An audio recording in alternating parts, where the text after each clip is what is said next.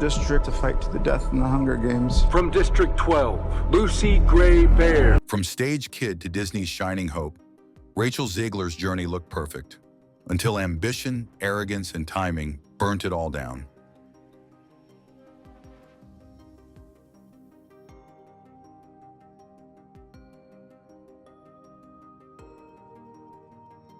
And here's where it all started. Rachel Zegler was born in 2001 in New Jersey to Colombian and Polish parents, a mix that already gave her this kind of spark, like she was destined for something big. She dived headfirst into theater, performing in every school and community show she could find, soaking up every line, every note, every spotlight like it was oxygen.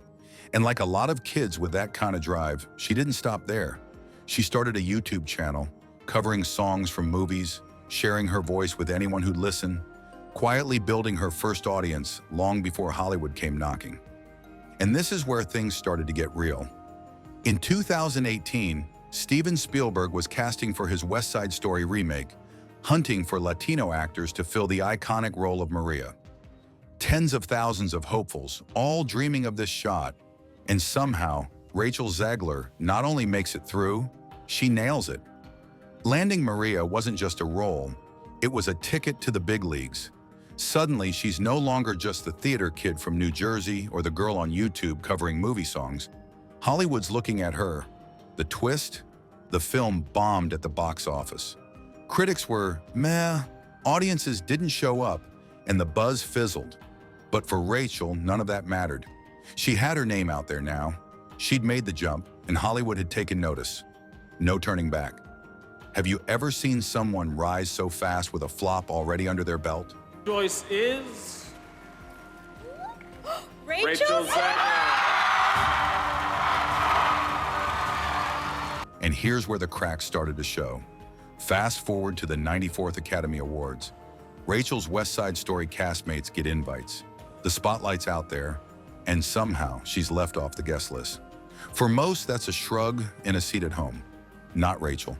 She went straight to social media, airing her grievances, calling out the Academy, guilt-tripping, and basically demanding not just an invite, but a chance to present on stage. And she got it. Wild, right? A 20-year-old theater kid basically lectured the most powerful film organization in the world, and it worked. But this moment wasn't just luck. It set the tone. Entitlement became a running theme in her career, and people started noticing. That sharp edge, that no-filter attitude, some admired it, others started taking notes for all the wrong reasons. What would you have done if you were in her shoes? Just when it seemed she might be playing it safe, Rachel takes a supporting role in Shazam 2, a small, easy job meant to pad her resume and earn a paycheck, the kind of role actors take without blinking. But Rachel, she spills it all to the press. "I needed a job," she says, publicly, on a press tour. She didn't filter it, didn't think about the optics. The film hadn't even hit theaters, and here she was, throwing her own project under the bus. And yeah, the movie flopped. 2 strikes now. West Side Story barely made waves, and Shazam 2 tanks. But it's the combination of flops and her outspoken attitude that begins to paint the first picture of a Hollywood star who might just be her own worst enemy. Have you ever seen someone sabotage themselves before they even get a chance to shine? This was my father's kingdom, a place of fairness. But the Queen changed everything. Take him away! Your Majesty, What did you say? the people need some kindness. You know, I really don't remember you being this... And then came the big league. In 2021, Disney cast Rachel Zegler as the lead in their Snow White remake. This wasn't just another role. This was the kind of casting that could make a career, the kind of spotlight every young actor dreams of. Disney positioned her as the next generation Hollywood starlet. Young, talented, diverse, confident. The studio was basically building a new face of Hollywood around her, marketing Rachel as the next Jennifer Lawrence. It was a perfect storm. All the elements lined up to catapult her straight to the top. Fans were curious, the press was watching, and everyone wanted to see if this theater kid from New Jersey could handle the heat. And for a moment, it seemed like she might actually pull it off.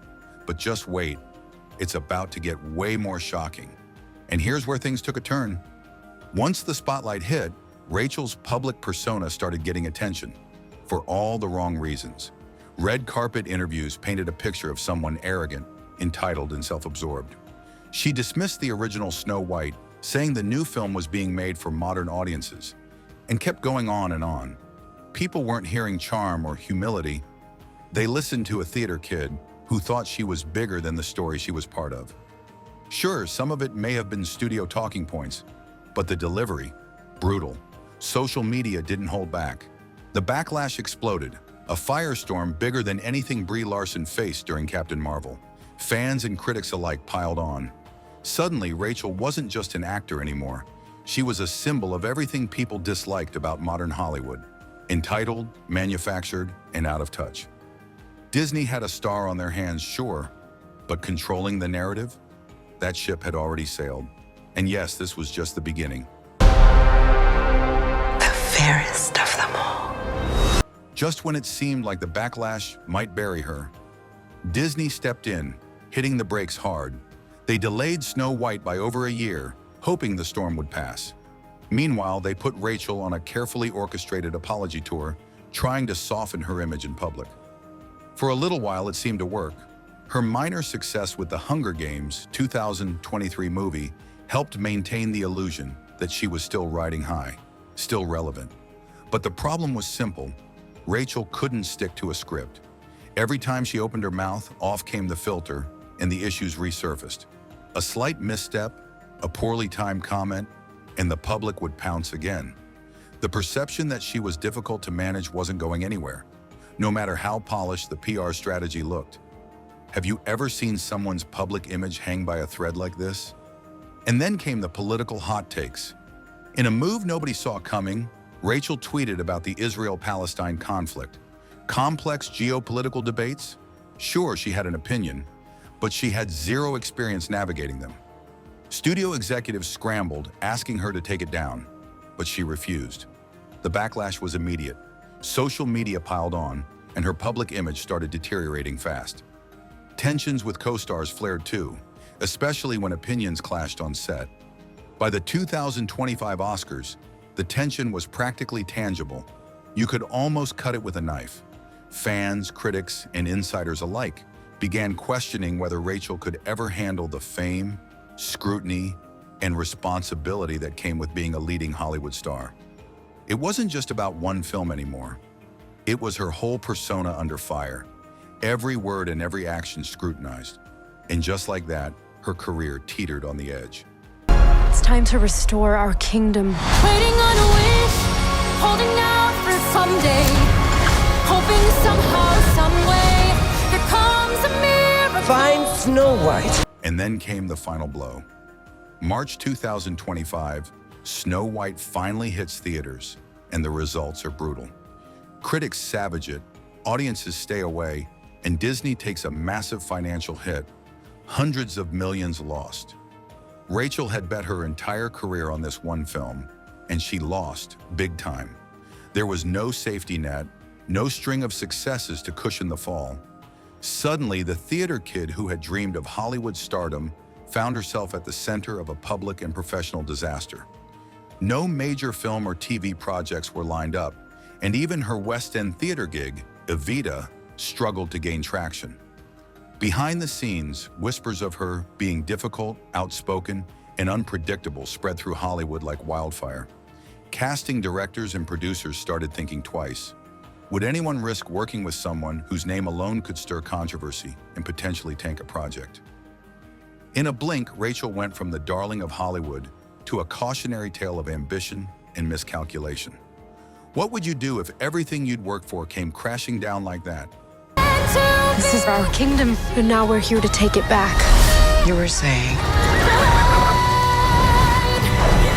I'm sorry, my dear. Did I frighten you? And here's the hard truth.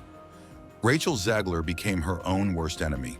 From a promising Hollywood darling to a toxic celebrity in record time, her story is a cautionary tale for anyone chasing fame too fast without the patience or humility to handle it. She had talent, youth, and opportunity, but no filter, no self-awareness, and no understanding of the high-stakes politics of Hollywood. Her career became a flash in the pan, bright and fast, but gone almost as quickly as it started.